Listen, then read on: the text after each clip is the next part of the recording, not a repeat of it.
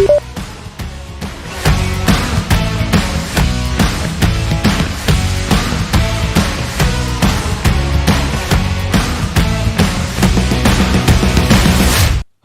आपला पॉलिटी आणि हिस्ट्रीचे question discuss करू. तर आपला पॉलिटीचा पहिलाच आहे, पंचायत राजवर क्वेश्चन आहे. हां, पण एक लक्षात ठेवा, राज्यसेवेचा पेपर झाल्यामुळे एकदम कॉन्फिडन्स आणू नका पॉलिटीला, की पेपर एकदम पॉलिटीचा सोपी येणार. कारण आपल्याला कंबाईनला झटका दिला आहे त्यांनी. मागच्या 2020ची जी एक्झाम झाली आहे पॉलिटीचा, एक लक्षात घ्या, तुम्हाला जर कितीही वाटलं तर GS हा कंबाईनचा कठीणच वाटणार 100%. कारण तुम्हाला 1 तासात काय करायचं असतो, पेपर सॉल्व करायचा असतो. कितीही पोरांचा किती कॉन्फिडन्स असेल की कंबाईनच्या बाबतीत, तो कॉन्फिडन्स पुढच्या परीक्षेला ठेवू नका की आमचं पॉलिटी तर आता सोपी आला, पुढचं सोपी असणार. प्रत्येक पेपर सेटर वेगळा असतो, बरोबर आहे. पेपरचा व्ह्यू पाहणारा वेगळा असतो. कधी कधी आयोगाकडे ऑलरेडी क्वेश्चन असतात, त्यांना वेळ नसलं राज्यसेवेचे पण क्वेश्चन टाकून देतात ते. त्याच्यामुळे आणि बघा, तुम्हाला मागच्या कंबाईनला असं कंडिशन आली, राज्यसेवा मेन्सचा जो प्रशासकीय कायदा आहे, मेन्सचा टॉपिक सिलेबस आहे ना आपल्या राज्यसेवा मेन्सला, त्याचे क्वेश्चन टाकले आहेत कशामध्ये, कंबाईन पूर्वला. म्हणजे एवढे झटके दिले आहेत त्यांनी. त्याच्यामुळे असं खूप कॉन्फिडन्स आणू नका पॉलिटीच्या बाबतीत. आणि पॉलिटी आपल्याला तसाही 10 प्रश्न असतात, आणि 2020ला तेच कॉन्फिडन्स होता पोरांचा की 10 पैकी तसे पण 7 ते 8 मिळतात, 9 मिळतात. पण जो काही झटका दिला पोरांना, 5च्या आतमध्येच घेतलं सगळ्यांना. तर एवढं लक्षात ठेवा, कंबाईनला 1 तासच असतो. आणि पेपरची क्वालिटी त्यांनी जर थोडी लेंदी केली, कठीण करणार नाही पण लेंदी केली, तर तुम्हाला टायमिंग पुरणार नाही. म्हणजे हक्काचे जिथं मार्क्स असतील. त्यामुळे खूप इजी घेऊ नका, प्रत्येक गोष्टीला इजी घेऊ नका की यावेळेच्या राज्यसेवेच्या याच्यावरून पुढचा सोपीच येणार असं नाही. आपण जे मागं पाहिलं, मी मागच्या पहिल्या पेपरला हिस्ट्रीला सांगितलं होतं की 18, 19 आणि 20चा तिन्ही वर्षाचा पेपर हिस्ट्रीचा जर ॲनालिसिस केला तर पहिल्या वेळेस त्यांनी काय केलं होतं 18ला, की भारताचे क्वेश्चन जास्त टाकले होते. 10 प्रश्न भारताचे टाकले, 5च प्रश्न महाराष्ट्र टाकले. सगळ्यांनी ॲनालिसिस काय केलं, पुढच्या एक्झामला आपल्याला मेन्सला महाराष्ट्र विचारते जास्त, पण प्रीला काय विचारते, भारत विचारते. असा ओव्हर ॲनालिसिस केलं सगळ्यांनी, आणि प्रत्येकाने भारताच्या इतिहासावर जास्त अभ्यास केला होता आणि महाराष्ट्राला इग्नोरच केलं. 2019चा पेपर बघा, डायरेक्ट झटका दिला. 10 ते 11 प्रश्न नुसते महाराष्ट्रावर टाकले आणि 4 प्रश्न त्यांनी भारतावर टाकले. मग पुन्हा ॲनालिसिस झाला की येऊन कंबाईनला पेपर कशावर येतो, तर महाराष्ट्रावर येतो. तर बघा 2020ला समसमान टाकले त्यांनी, 7-8चा रेशो घेतला. म्हणून आयोग दरवर्षी चेंज होते. आता सोपी आला, नंतर कठीण येणार, या भानगडीत पडूच नका. डोक्यात एकच ठेवा, पेपर सोपी आला तरी हँडल करता आला पाहिजे. आणि मी राज्यसेवेला नेहमीच सांगायची एक गोष्ट, की पेपरचा एखादी क्वेश्चन जर सोपी आला तर विश्वासच बसत नाही आपल्याला का पेपर सोपी असू शकते. म्हणजे प्रश्न सोपी असेल आणि आपण अजून त्याच्यात वेळ घालवतो. म्हणजे आपल्याला वाटते की 1 लाईनर बी कठीण येते आयोगाचे, माइंडसेट झाला असतो. आणि त्याच्यामध्ये आपण एक एक शब्द काय करायला पाहिजे, चेक करायला. म्हणजे जो प्रश्न आपला 25 सेकंदात सुटायला पाहिजे, त्याला आपण डायरेक्ट अजून काय करतोय, म्हणजे 1-1 मिनिटं लावतोय. तर हाही चुका होऊ शकतात. म्हणून माइंडसेट फिक्स करा की प्रश्न सोपी पण असू शकते, प्रश्नाची काठिण्यपाठी भयानक वेगळी असू शकते. आणि तुम्हाला एक सांगतो, आयोगाचा प्रश्न जर सॉल्व्ह करायचा एक उपाय सांगतो, तुम्ही एखाद्या टॉपिकवर खूप छान अभ्यास केलाय, म्हणजे उदाहरणार्थ कॉन्स्टिट्यूशन असेंब्लीवर चांगला हँड झालेला आहे, आणि अचानक त्याच्यावर तुम्हाला जम्बलिंग होत असेल तर तिथं डिसिजन घ्या. हा प्रश्न पूर्ण महाराष्ट्राला कठीण आहे. तुम्ही काय करताय की मला एवढं वाचून येत नाही म्हणून अजून काय होतोय, आपण घाबरतोय आणि आपल्याला वाटतं की सगळीकडे बरोबर येईल, माझाच का चुकतोय. तर लक्षात घ्या, जिथं तुमचा अभ्यास झालाय चांगल्या प्रकारचा हँड, तर तिथं जर प्रश्न जम्बलिंग होत असेल अर्ध्या मिनिटापेक्षा जास्त, तर डिसिजन डायरेक्ट घ्यायचा. हा प्रश्न अख्ख्या महाराष्ट्राला काय आहे, कठीण आहे, आणि तिथं तो वाटलं स्किप करून टाका त्यावेळी. म्हणजे ही गोष्ट नेहमी लक्षात ठेवा, कारण आपला माइंडसेट तसाच असतो की एखादी अभ्यास झाला तर तो प्रश्न जर आयोगानं विचारलं तर मला यायलाच पाहिजे, ही आपली काय असते धारणा असते. ती धारणा कमी करा. म्हणजे हा सेट आता पेपर सॉल्व्ह करताना नेहमी वापरा तुमच्यासाठी, ठीक आहे. तर पहिला क्वेश्चन आपण बघू पंचायत समितीच्या बाबतीत. तर पंचायत समितीच्या याच्यामध्ये जो क्वेश्चन आलेला आहे की पंचायत समितीला उत्पन्न कशा प्रकारे मिळते. आता पहिल्यांदा बघा, आपला 3 टायर जी काही सिस्टीम आहे आपल्या कॉन्स्टिट्यूशन असेंब्ली, आपल्या कॉन्स्टिट्यूशनच्या जी काही आपली 73-73 जे काही कॉन्स्टिट्यूशन अमेंडमेंट झाली, त्याच्यामध्ये जे काही कॉन्स्टिट्यूशनल प्रोव्हिजन करण्यात आलेले आहे 243 पासून तर 243 ओ पर्यंत 3 टायर सिस्टीम सांगितलेली आहे. त्या 3 टायर म्हणजे 243 आर्टिकल जे आहे आपल्या कॉन्स्टिट्यूशनची, तिथून तो ओ पर्यंत जी काही आपली कॉन्स्टिट्यूशनल प्रोव्हिजन सांगितले, त्याच्यामध्ये 243 जी मध्ये जर आपण बघितलं, 243 जी मध्ये जर 243 जी मध्ये बघितलं तर तुम्हाला सांगितलं आहे त्याच्यामध्ये की सामाजिक आर्थिक गोष्टी जेव्हा इम्प्लिमेंट करायचं आहे, तर कोणत्याही गोष्टी, ज्या योजना असतील, ज्या प्लॅन्स असतील, ज्या काही आपण म्हणतोय की ज्या पॉलिसी असतील, की ग्रामीण याच्यासाठी तर त्या इम्प्लिमेंट करायच्या असेल त्या संबंधित कोणती तरतूद करायची असेल तर 243 जी सांगतोय की हे अधिकार आम्ही कोणाला देतोय राज्याला. राज्य हा अधिकार कशाने वापरते कायद्याने. कायदा कोण करते राज्यामध्ये विधिमंडळ. म्हणजे राज्य विधिमंडळाला अधिकार दिलाय 243 जी नुसार की बाबा जे काही स्थानिक स्वराज्य 3 टायर आहे या संबंधित ज्या सामाजिक आर्थिक गोष्टी असेल पॉलिसी मेकिंगचं काम करायचं असेल तर हे करण्याचं काम कोण करेल तर राज्य करेल कायद्याच्या द्वारे. तर मग ही सगळ्यात महत्त्वाची याच्यामध्ये आपली जे अनुसूची आहे किती नंबरची 11व्या नंबरचा जो काही आपला अनुसूची आहे शेड्यूल 11व्या नंबरची त्यामध्ये एकूण किती विषय सांगितले आहे 29 विषय सांगितले आहे. त्या 29 विषयावर काय करू शकते म्हणजे राज्य हे अधिकार कोणाला देऊ शकते स्थानिक स्वराज्य संस्थेला देऊ शकते. मग याच्यामध्ये पंचायत समितीचे उत्पन्न कशा प्रकारे मिळते इथं पंचायत समितीच्या उत्पन्नाचा स्रोत विचारलेला नाही आहे. इथं काय सांगितलंय पंचायत समितीच्या उत्पन्नाच्या कशा प्रकारे म्हणजे कशा प्रकारे त्याला उत्पन्न मिळते. पहिल्यांदा महत्वाचा मुद्दा पंचायत समितीला स्वतःचा स्रोत नाही आहे. पण स्वतःचा स्रोत नाही आहे पण याचा अर्थ असं म्हणलेलं नाही आहे ना की कोणता म्हणजे स्रोत कोणत्या प्रकारे मिळते म्हणजे कसा मिळते काय मिळते हा प्रश्नच नाही आहे. इथं विचारला आहे की मिळते कसं मग तो कसाही मिळो त्यांचा स्वतःचा हे नाही आहे. मग एकतर त्यांना जिल्हा परिषद कडून मिळते डायरेक्ट स्टेट कडून पण डायरेक्ट मिळू शकते आणि तिसरी गोष्ट म्हणजे आपल्या ग्रामपंचायतच्या माध्यमातून सुद्धा त्यांना काय मिळते जो काही फिक्स उत्पन्न असते काही तो पंचायत समितीला मिळते. तर पहिली स्टेटमेंट याच्यामध्ये पूर्ण बरोबर आहे. गावातून गोळा केलेला म्हणजे ग्रामपंचायत म्हणून गोळा झालेला महसुलाच्या 30% वाटतं पंचायत समितीला मिळते. पंचायत समितीला आर्थिक उत्पन्नाची स्वतःची साधने नाही आहे ही स्टेटमेंट बरोबरच आहे. ठीक आहे पूर्णपणे कोणावर डिपेंड राहावं लागते जिल्हा परिषदवर. ठीक आहे म्हणजे दोन्ही स्टेटमेंट काय आहेत बरोबर आहे. याच्यामध्ये लक्षात घ्या 243 जी 11व्या नंबरची शेड्यूल आणि आपले 29 सब्जेक्ट एवढं लक्षात ठेवा याच्यामध्ये. नंतर दुसरा क्वेश्चन एकदम सोपी आहे. ग्रामसेवकाचे वेतन कोणामार्फत दिले जाते. बघा ग्रामसेवक हा काही ग्रामपंचायतचा कर्मचारी नाही आहे तो कोणाचा कर्मचारी आहे जिल्हा परिषदचा कर्मचारी आहे. आणि जिल्हा परिषदचा कर्मचारी जिल्हा परिषदचा स्वतःचा जो फंड आहे तो कोणता आहे जिल्हा निधी डिस्ट्रिक्ट जो काही म्हणतो फंड आपण तर जिल्हा निधीतूनच त्यांचा पेमेंट केला जातो. त्यांचा जिल्हा परिषदच्या शिक्षकांचा हा सगळा पेमेंट कुठून दिला जातो जिल्हा निधीतून दिला जातो. ठीक आहे. नंतर पुढीलपैकी अयोग्य जोडी ओळखा. आता आपले जो सेपरेशन ऑफ पॉवर म्हणतो आपण अधिकारांची काय केली विभागणी केली आहे जे आपल्या कोणत्या शेड्यूलमध्ये केलेली आहे तर 7व्या नंबरच्या बरोबर आहे. 7 नंबरमध्ये जी लिस्ट दिली आहे ना सेपरेशन ऑफ पॉवर अधिकारांची काय विभागणी तर अधिकारांच्या विभागणीमध्ये आपण एक पाहिलं आहे की 3 लिस्ट दिलेल्या आहेत. एक युनियन लिस्ट आहे एक आहे स्टेट लिस्ट आहे आणि एक आहे कॉन्करंट लिस्ट. आपण त्याला समवर्ती सूची राज्य सूची आणि काय म्हणतो आपण त्याला समवर्ती संघ सूची राज्य सूची आणि काय समवर्ती सूची हे सेपरेशन ऑफ पॉवरचे. आणि तुम्हाला लक्षात घ्या कंबाईनला बरोबर त्याच्यावर प्रश्न टाकला होता सेपरेशन ऑफ पॉवर अधिकारांची विभागणी. बघा तुम्ही क्वेश्चन आला होता कंबाईनला तो मेनचा प्रश्न तसं पाहिलं तो एकदम मेनच्या लेवलचा क्वेश्चन होता.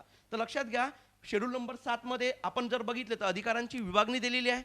त्याच्यामध्ये जे काही ही सूची दिलेली आहे त्याच्यामध्ये युनियन लिस्टवर तुम्हाला जर बघितले आपण 3 याच्यामध्ये अधिकारांची विभागणी केली आहे. कायदेविषयक अधिकारांची विभागणी केली आहे दुसरा प्रशासकीय विभागणी केली आहे आणि वित्तीय विभागणी केली आहे. तर आपल्या घटनेमध्ये असे 2 भाग केले आहेत अधिकारांची विभागणीमध्ये. एक 11वा भाग आहे आणि एक काय आहे 12वा भाग आहे. 12व्या भागामध्ये पूर्ण वित्तीय सेपरेशन आहे फायनान्शियल सेपरेशन आहे आणि 11व्या याच्यामध्ये कायदेविषयक आणि काय प्रशासकीय. जर आपण बघितलं तर 245 पासून तर 255 पर्यंत प्रशासकीय आहे आणि नंतर आपण जर बघितलं तर 256 पासून तर 263 पर्यंत हे प्रशासकीय दिलेले आहेत. ही अधिकारांची विभागणी दिलेली आहे. त्याच्यामध्ये म्हणजे याच्यामध्ये सरळ सांगितलं 245 मध्ये की भारत आणि भारताच्या कोणत्याही क्षेत्रामध्ये कायदा म्हणजे संघसूचीच्या कोणत्याही विषय कायदा करण्याचा अमर्यादित अधिकार कोणाला आहे संसदेला आहे. म्हणजे संघसूचीत जेवढे विषय आहेत आता सध्या किती आहेत आपले 100 आहेत बरोबर आहे. मूळ याच्यामध्ये अजूनही नंबर किती आहे 97च आहे. जी लिस्टचा नंबर आहे तो 97. मी वाटलं जमलं तर आज मी माझ्या टेलिग्राम चॅनलला ती लिस्टच टाकतो सगळी टॉपिक म्हणजे जे हे केलेले आहे आपण काय म्हणतो त्याला नंबर वाईज जशी आहे तशी मी ओरिजिनल टाकतो वाटल्यास ती. ठीक आहे. आणि जे काही स्टेट लिस्ट आहे त्या स्टेट लिस्टवर कायदा करण्याचा अधिकार फक्त कोणाला आहे राज्यांना आहे राज्याच्या विधिमंडळाला. पण सर्वसामान्य परिस्थितीत जेव्हा आणीबाणी विषयक परिस्थिती असते आणि दुसरी कोणती असते राज्यसभेचे जे काय अधिकार दिला एक्स्ट्रा त्या कंडिशनमध्ये संसद सुद्धा काय करू शकते कायदा करू शकते. कोणत्या लिस्टवर स्टेट लिस्टवर, आणि जी कॉन्करंट लिस्ट आहे आपण समवर्ती सूची म्हणतो, याच्यावर कायदा करण्याचा अधिकार फक्त कोणाला आहे, तर केवळ आणि केवळ कोणाला दोघांना नाही आहे, केंद्राला पण आहे आणि राज्याला पण आहे. मग ही आपलं काय म्हणतो सेपरेशन ऑफ पॉवर जे दिले आहे, हे सेपरेशन ऑफ पॉवर आपण कशात पाहतो, शेड्यूल नंबर 7 मध्ये. मग त्यात विषयाची दिली आहे टपाल खाते, ऑलरेडी पोस्ट खाता कोणाचा आहे, युनियन लिस्टचाच भाग आहे. सर्व प्रकारचे सर्व प्रकारच्या सर्व ठिकाणचे तीर्थयात्रा बघा, सर्व प्रकारच्या सर्व म्हणजे जे उर्वरित जे काही असतात तीर्थयात्रा, याचा सरळ कशामध्ये उल्लेख आहे, हा केंद्र सूचीमध्ये, म्हणजे आपण ज्याला संघ सूची म्हणतो त्याच्यामध्ये आहे. ठीक आहे, म्हणून हे अयोग्य जोडी आहे, 3 नंबरच्या क्वेश्चनची अयोग्य जोडी आहे. नंतर बघा स्टॉक एक्सचेंज हा सुद्धा संघ सूचीचाच भाग आहे, आणि जंगले हा काय कॉन्करंट लिस्टचा भाग आहे. जंगल भूमी जंगल वने ज्याला आपण म्हणतोय, भूमी कोणाचा विषय आहे, राज्याचा विषय आहे. लॉ अँड ऑर्डर राज्याचा विषय आहे. पोलीस हा कोणाचा विषय आहे, राज्यांचा विषय आहे. पण आता बघा वने हा कोणाचा विषय आहे, समवर्ती सूचीचा विषय आहे. क्लिअर झाला, संघ सूचीचा. तर याच्यामध्ये फक्त चुकीची अयोग्य जोडी कोण आहे, नंबर 2 आहे. चला नंबर 4 क्वेश्चन बघितलं बघतोय, ज्येष्ठतेनुसार क्रम लावा. मी तुम्हाला आताही सांगतोय काही विशिष्ट ज्येष्ठता क्रम पाठांतर करून घ्या, असे प्रश्न जमलिंग होतात. यावेळेस जर तुम्हाला खूप वाटलं कठीण आहे, 15 सेकंदात जर तुम्हाला कळलं की आपल्याला जमलिंग होत आहे, हा प्रश्न स्किप करायचे. असे तुम्ही जर कोळंबे सरांच्या पुस्तकीच्या शेवटी बघितलं तर हे ज्येष्ठता क्रम दिलेला आहे त्यांनी, बरोबर आहे की नाही, एवढं पाठांतर होऊ शकत नाही. जे मेन आहेत आपल्या कॉन्स्टिट्युशनल बॉड्या आहेत, हे काही घटनेत तरतूद नाही आहे, हे राष्ट्रपतींना आदेशाद्वारे केलेले क्रम आहे हा. तर अशा वेळेस एवढे पाठांतर होऊ शकत नाही. तर ह्या गोष्टी एक्झॅक्टली मान्य करा तुम्ही. काही गोष्टी तुम्हाला लॉजिक करून कळले, तुमचे जेवढे पाठांतर आहेत जे ज्येष्ठता क्रम, तेवढंच तुम्ही फक्त आलं तर प्रश्न सोडवायचा, नाही आलं तिथं जमलिंग वाटलं तर एक स्किप करून टाकायचं, रिस्क घ्यायचा नाही अशा प्रश्नांमध्ये. ठीक आहे, तर आपला ज्येष्ठता क्रम जर पाहिलं तर सर्वोच्च कोण असते, आपले राष्ट्रपती, नंबर 2 उपराष्ट्रपती, नंबर 3 PM, नंबर 4 त्या राज्याचे राज्यपाल, आणि नंबर 5 कोण असते, आपले चीफ जस्टिस ऑफ इंडिया, आणि 5A ला कोण आहे, माजी राष्ट्रपती. बरोबर आहे की नाही आहे. हा, तर मग हे जे काही आहे त्याच्यामध्ये हा क्रम जो काही केला आहे 4 नंबरचा, तर हा 4 नंबरचा क्रम नंबर 1 येणारच आहे. यांचा क्रम ओरिजिनल किती आहे, 2 आहे, बरोबर आहे. हा, नंतर भारत सरकारचे सचिव 24व्या नंबरचे आहेत.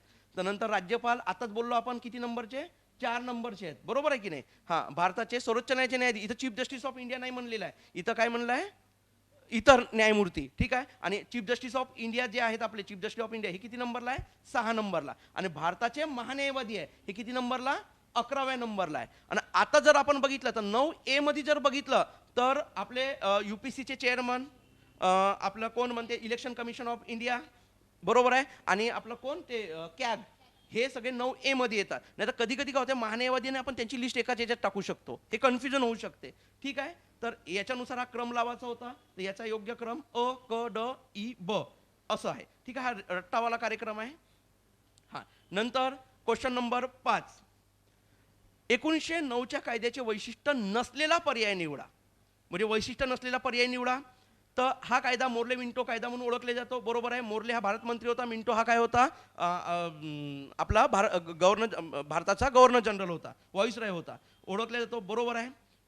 आता बघा 1909चा कायदा जो आला आहे, तर आपण जर बघितलं, नेहमी हिस्ट्रीमध्ये लक्षात ठेवा, याचा बॅकग्राऊंड बनते. पण प्रत्येक हिस्ट्रीचा क्वेश्चन जर तुम्ही हिस्ट्री सोपी करायची असेल तर एकच त्याच्यावर उपाय आहे, तुमचा प्रत्येक बॅकग्राऊंड तुमच्या जर लक्षात पहिल्यांदाच केले अभ्यास करताना, सर्वात सोपी हिस्ट्री तयार होते. तुम्ही बॅकग्राऊंडचा अभ्यास करत नाही, डायरेक्ट काय करताय, तुम्हाला म्हणजे सांगताना असं सांगले जाते डेटा विचारते. लक्षात घ्या, हिस्ट्री तसे 2-3 वर्ष करावंच लागणार आहे. असे जर प्रॉब्लेम तयार केले आपण तर पहिल्यांदा बॅकग्राऊंड तयार करायचा. आणि कोणतेही लक्षात ठेवा, तुम्ही जर बघितले 1792 नंतर, 1892 नंतरचा, म्हणजे 1892 असो, 1909 असो, 1919 असो, 1935 असो, हे सगळे कायदे ब्रिटिशांनी स्वतःहून आणलेले नाही आहेत. 1892 पासूनचा जो भारतीय इंडियन काउन्सिल ऍक्ट आहे, 1861 सुद्धा हा कायदा ब्रिटिशांनी आणलेला आहे. भारतीयांची कोणतीही प्रेशर नव्हता तेवढं. पण 1892 पासूनचे सगळे कायदे जे आले आहेत हे प्रेशरमुळे आलेले आहेत. 1892चा कायदा येण्याचं कारण काय आहे, तर 1885ची राष्ट्रीय काँग्रेस, याचा प्रेशर. जरी अर्ज विनंती असेल तर राष्ट्रीय काँग्रेसच्या स्टेजवरून आक्रमक धारण झालेला होता, म्हणजे ब्रिटिशांच्या धोरणाबाबतीत. तर हा सुद्धा एक प्रेशर होताच. 1909चा कायद्याचा बॅकग्राऊंड आहे बंगालची काय फाळणी, त्यातले लॉर्ड कर्जनचे धोरण होते, जो आपला बंगालचा गव्हर्नर जनरल होता. आणि त्याचा एक पॉलिसीचा एक कार्यक्रम म्हणजे कोण होता, 1905ची बंगालची फाळणी. आणि हीच बंगालची फाळणी त्याच्यामधून तुम्हाला माहिती आहे फूट पडली हे पुडली हे सगळं महत्वाचं आहे, पण मवाळांना आपल्यास करायचं असेल, मवाळांचे अधिकार, मवाळींनी जे मागितले होते अधिकार ते द्यायचं असेल तर ब्रिटिशांना काहीतरी देणे आवश्यक आहे. त्यातूनच हा मोर्लेमिंटो ऍक्ट आला. म्हणून लक्षात घ्या, हिस्ट्रीचा प्रत्येकाला काय एक स्वतःचा बॅकग्राऊंड आहे. हा बॅकग्राऊंड जर अभ्यास केलाय आपोआपच त्याचे इम्पॅक्ट तुम्हाला पुढच्या याच्यावर दिसते.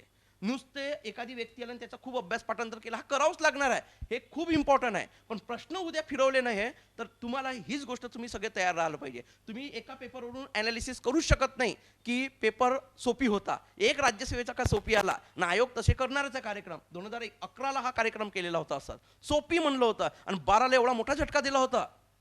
म्हणून जूनच्या परीक्षेसाठी आणि पुढच्या कंबाईनसाठी एकदम हे करू नका, कारण आता मागची कंबाईन कठीणच घेतली तर आता माहित नाही काय प्रयोजन करतात ते. पण तुम्ही सगळ्या गोष्टीला तयार राहा फक्त. ठीक आहे. ते 1919चा कायदा हा प्रेशराईजमुळे झालेला आहे. ठीक आहे. नंतर दुसरी स्टेटमेंट, प्रांतिक विषयांचे सोपी व राखीव खाते असे विभागणी. तर हे लक्षात घ्या, 1919च्या कायद्यानुसार करण्यात आलेले होते. 1919चा चेम्सफोर्ड जो कायदा होता, आपण जो मॉन्टेंगू चेम्सफोर्ड. आता बघा 1919च्या कायद्याचा मेन कार्यक्रम काय? पहिलं विश्वयुद्ध, first world war. First world वॉरमध्ये जी सगळ्यात मोठा भारतामध्ये कार्यक्रम करून गेली ती होम रूल चळवळ.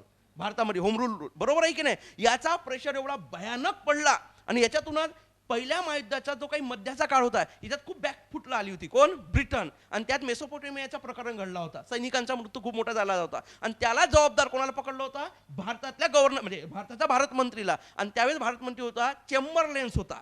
आणि या चेंबरलेन्सवर एवढी टीका झाली का त्याच्यातून त्याने राजीनामा दिला. राजीनामा देऊन नंतर मॉन्टेंगू काय झाला? भारताचा गव्हर्नर जनरल. आणि त्यानंच सगळ्यात मोठी 1920 ऑगस्ट 1917ला, ज्याला ऑगस्ट घोषणा म्हणतात. ऑगस्ट घोषणा दोन आहेत हिस्ट्रीमध्ये, एक लिनलिथकोची घोषणा 1940ची आणि ही केव्हा आहे? 17ची. आणि हीच खूप इम्पॉर्टंट आहे की भारताच्या इतिहासातला पहिला टर्निंग पॉईंट होता की भारतीयांना विचारून तुम्हाला काय अधिकार पाहिजे आम्ही देतो असं म्हणणारा. म्हणजे आपण जबाबदार शासन पद्धती ज्या टप्प्याटप्प्यात म्हणतो ना आपण, की भारतीयांची मॅच्युरिटी कशी वाढते, भारतीय ब्रिटिशांना सपोर्ट कसं करता, या आधारावर आम्ही हळूहळू काय देऊ?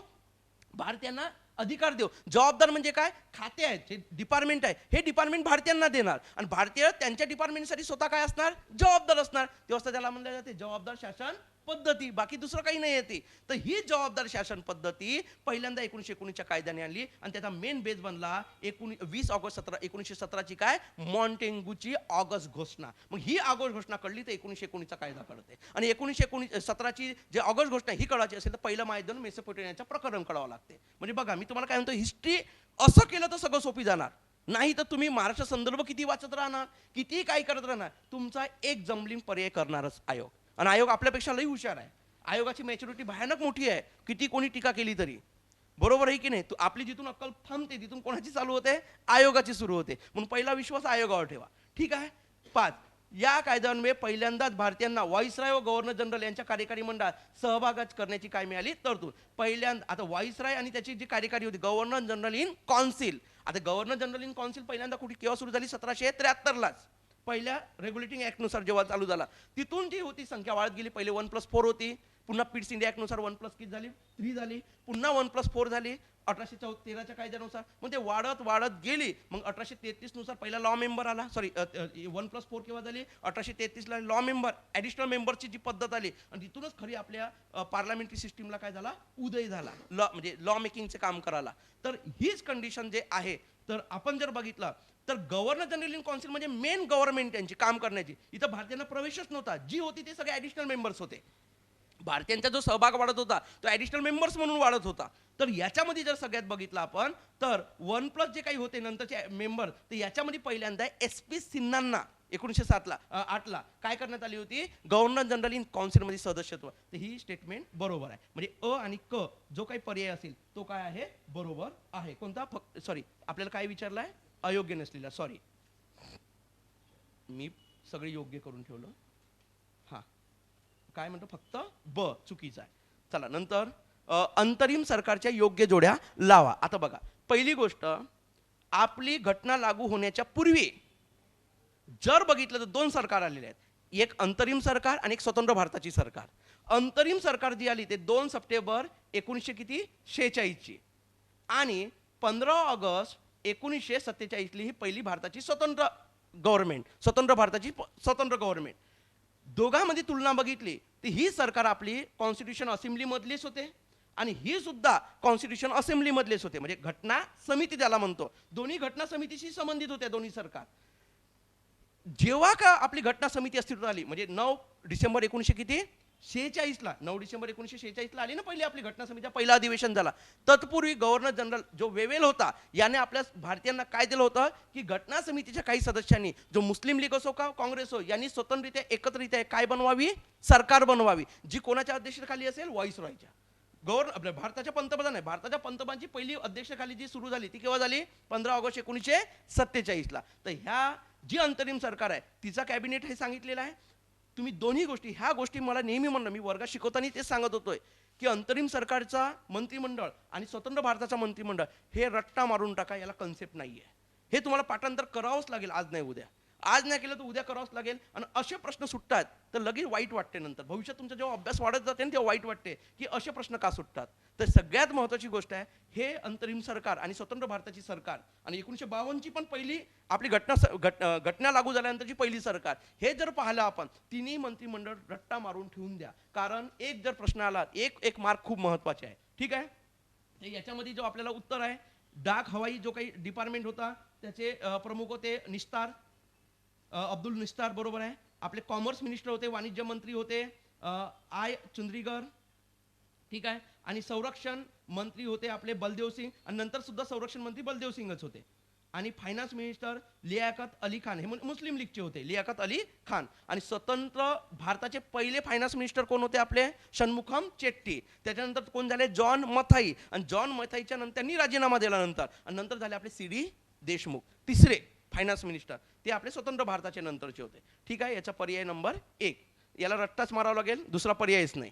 नंबर 7 क्वेश्चन, 7 नंबरचा क्वेश्चन, भारतीय घटनेच्या स्रोताविषयी योग्य जोड्याला. बघा उत्तरपत्रिकेत थोडा चुकीचा दिलेला आहे, पर्याय नंबर 4 दिला आहे, तर उत्तर इथं काय पाहिजे होता, अ ब क पाहिजे होता. तेवढं फक्त एवढं चेंजेस करून घ्या, म्हणजे पोरांच्या इथं बरोबरच असेल. ठीक आहे, तर आयर्लंड म्हणून आपण मूलभूत कर्तव्य नाही शिकला, आपण रशियातून घेतले आहे ना, सोव्हिएत रशिया त्यावेळेसचा, USSR. तर हीच जोडी फक्त काय चुकीची आहे. ठीक आहे, हां. आणि सोव्हिएत रशियाकडून आयर्लंडकडून आपण DPSP घेतलाय ना, DPSP मार्गदर्शक तत्वे, आणि काय राष्ट्रपतीची निवडणूक सिस्टीम जे घेतली आहे ती आयर्लंडकडून घेतली. बाकी सगळं पर्याय बरोबर, आपल्याला योग्य जोड्या विचारलेल्या आहेत, तर अ ब क. ठीक आहे, राज्य विधिमंडळाचा चुकीचा गेला आहे. हां, हे एक चुकीचं आहे इथं. राज्य विधिमंडळाच्या दोन्ही गृहांचे काय जॉईंट सिटिंग, हां नाही हे चुकीचं, कारण तसाही पाहिला तर राज्य विधिमंडळाला जॉईंट सिटिंग हा प्रकारच नसतो, पहिली गोष्ट. तर हे इथं संसदच पाहिजे होतं. ठीक आहे, पण आता त्या, हां ठीक आहे, हेच करावं लागेल आपल्याला, अ आणि क. ठीक आहे, अ आणि क करा, मी सांगतो पुन्हा चेंज करायला. बरोबर आहे. ठीक आहे, माझी त्याच्याकडे लक्ष गेली नाही, पण प्रश्न, कारण प्रश्न दुसरं काढलं होतं, असं झालं. ठीक आहे, अ आणि क बरोबर आहे, लक्षात आणून दिले तुम्ही. हां, जॉईंट सिटिंगची आपली कॉन्स्टिट्यूशन काय आहे, 100 किती 8, आणि फक्त कोण, संसद. किती विधेयक असतात, एकूण 5 विधेयक असतात. ऑर्डनरी बिल, सामान्य विधेयक, वित्तीय विधेयक 1, वित्तीय विधेयक 2, धनविधेयक आणि कॉन्स्टिट्यूशन अमेंडमेंट. घटना दुरुस्तीला कधीही काय होऊ शकत नाही, जॉईंट सिटिंग असू शकत नाही, आणि धनविधेयकाला जॉईंट सिटिंग असू शकत नाही. आणि धनविधेयकाला नसण्याचं कारणच एक आहे की मतभेद होतच नाही त्याच्यामुळे. ठीक आहे, हां. नंतर बघा क्वेश्चन नंबर किती 8, पोलीस पाटील. आता हे सगळं फॅक्च्युअल डाटा आहे. पोलीस पाटलाची नियुक्ती कोणाकडून केली जाते, SDO कडून केल्या जाते, आणि आपल्या कोतवालाची, त्याच्या हाताखाली जो कोतवाल असते त्याची तहसीलदाराकडून केली जाते. ठीक आहे, तर इथं उपविभागीय अधिकारी. हां, नंतर आपला क्वेश्चन कोणता आहे, नंबर 9 नंबरचा क्वेश्चन. ठीक आहे, तर 2 किंवा अधिक राज्यांनी राज्यसूतील विषयावर संसदेचा कायदा करावा अशा विनंतीचा ठराव सहमत केल्यानंतर. आता बघा हा क्वेश्चन सुद्धा सेपरेशन ऑफ पॉवर, म्हणजे आपल्या अधिकारांची विभागणी कोणत्या सूचीशी संबंधित आहे, 7व्या, आणि भाग किती 11शी संबंधित आहे. आपला भाग 11चा जो आपला अनुच्छेद आहे, अनुच्छेद किती 252, 252 मध्ये सांगितलं आहे ना की जेव्हा, आता मी उदाहरण द्यायचं झालंय की समजा हा महाराष्ट्र आहे आणि इथंच आपला छत्तीसगड लागलाय, गडचिरोली आणि छत्तीसगडचा दंतेवाडा समजा, या दोन्ही जिल्ह्यात एक सामायिक प्रश्न आहे, तो म्हणजे कोणता आहे, नक्षलाईज. अरे नक्षलाईज आहे ना. आता बघा लॉ अँड ऑर्डर हा विषय कोणाचा आहे, राज्याचा आहे. मग छत्तीसगडचा पण प्रश्न लॉ अँड ऑर्डरसाठी त्यांचा सेपरेट विषय आहे, त्यांच्यासाठी राज्याचा महाराष्ट्र सुद्धा सेपरेट आहे. मग याच्यावर यांनी केलेल्या कायद्यामध्ये काही तरतुदी असतात, ह्या तरतुदी सगळ्या वेगवेगळ्या असतात, म्हणजे त्यांच्या शिक्षेच्या प्रमाण वेगळं वेगळं असू शकते. हेच गोष्ट कोण उपयोग करून घेतात? गुन्हेगारच्याही संबंधित बघितलं ते करून घेतात गुन्हेगार. मग त्यात नक्षलाईट हा गुन्हाच आहे. मग हा लॉ अँड ऑर्डरचा प्रश्न येते स्टेटचा. मग या कंडिशन मध्ये काय होते, एका ठिकाणी म्हणजे एखादी गुन्हा केला तर कोणतीही गोष्ट शिक्षा असेल तर दुसऱ्या राज्यात पळून जातात. मग हा जो इश्यू तयार होते तेव्हा दोन राज्याच्या विधानसभेने म्हणजे विधिमंडळाने जर असा ठराव पास केला की आम्हाला या विषयावर आम्हाला स्वतंत्र विषय कायदा करण्याचा अधिकार आहे, पण आमच्या दोन्ही क्षेत्रातल्या या क्षेत्रासाठी किंवा राज्याला स्वतंत्र आम्हाला कायदा पाहिजे एकत्र, तर असा जर ठराव यांनी संसदेकडे पाठवला तर संसद काय करू शकते? कायदा करू शकते. हीच गोष्ट कशात सांगितली आहे? 252 मध्ये सांगितली.